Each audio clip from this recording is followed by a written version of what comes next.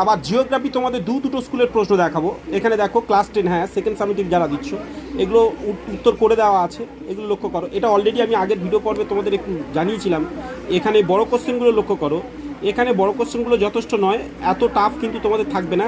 কিন্তু এই প্রশ্ন প্যাটার্নে দেখো কিছু বড় কোশ্চেন তোমাদের দেখাচ্ছি যেগুলো কিন্তু ভালো কোশ্চেন।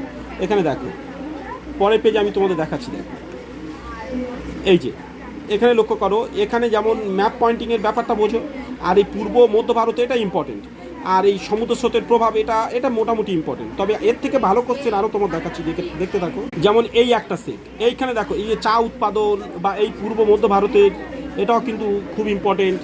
বাকিগুলো দেখো প্রশ্ন প্যাটার্ন কীরকম। এখানে যেমন শর্ট কোশ্চেনগুলো কিন্তু ভালো, সোনালী চতুর্ভুজ বা এইসবগুলো, জীবিকা সত্তাভিত্তিক কৃষি, শিকড় আলগা শিল্প, বান ডাকা, এগুলো কিন্তু সবই ভালো কোশ্চেন, এগুলো ফাইনালের জন্য এমনকি টেস্টের জন্য। আর এর প্রথম পাতাটা লক্ষ্য করো, তিনটে স্কুলের প্রশ্ন তোমাদের আলাদা করে দেখালাম।